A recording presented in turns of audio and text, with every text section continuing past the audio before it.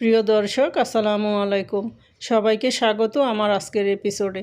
আমি আজকে আপনাদেরকে মাছ ভাজি করে দেখাবো। সাধারণত আমরা যেভাবে মাছটা ভাজি করি ওইভাবে না করে একটু অন্যরকমভাবে করার চেষ্টা করেছি। আপনারা চাইলে ট্রাই করতে পারেন, আশা করি আপনাদের কাছে ভালো লাগবে।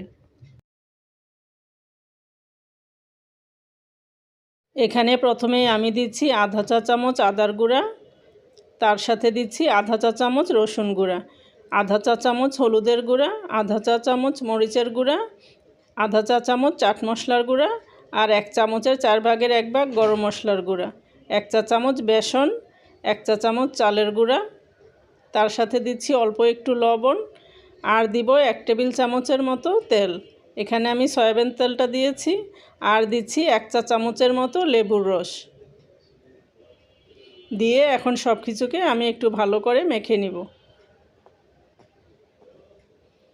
এখানে আমার আরেকটু তেল লাগবে, আমি আরেকটু তেল দিয়ে দিচ্ছি। আমি এখানে আরও 2 চা চামচের মতো সয়াবিন তেল দিয়েছি, দিয়ে মশলাগুলোকে ভালো করে মেখে নিয়েছি।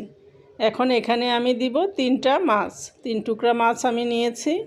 মাছগুলোকে দিয়ে এখন মশলাগুলো দিয়ে ভালো করে ম্যারিনেট করে নিব। এখানে আমি মশলাগুলোকে একটু আঠালো করে তৈরি করেছি।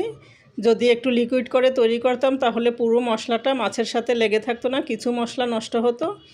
তাই আমি একটু আঠালো করে ভালো করে এগুলোকে ম্যারিনেট করে নিয়েছি। এখন এভাবে রেখে দিব আমি 30 মিনিটের জন্য। 30 মিনিট পর এখানে একটা প্যানে আমি পরিমাণ মতো সয়াবিন তেল দিয়ে দিয়েছি। এর মধ্যে মাছগুলোকে দিয়ে আমি লো আঁচে ভালো করে উল্টে পাল্টে ভেজে নিব, একটু সময় নিয়ে ভেজে নিব। এক পাশ হয়ে গিয়েছে, এখন আমি অপর পাশটা উল্টে দিচ্ছি। চুলার জালটা লো টু মিডিয়ামে রেখে আমি একটু সময় নিয়ে মাছগুলোকে উল্টে পাল্টে ভালো করে ভেজে নিব।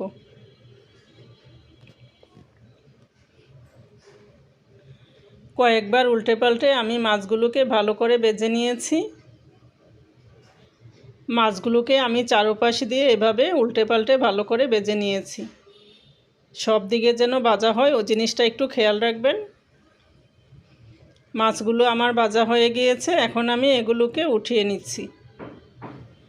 দেখতে পাচ্ছেন মাছগুলো একদম সুন্দরভাবে ভাজা হয়েছে, উপরটা মচমচে আর ভিতরটা জুসি। আপনাদেরকে ভেঙে আমি দেখিয়ে দিচ্ছি, দেখেই বোঝা যাচ্ছে যে মাছটা কতটা স্বাদের হবে।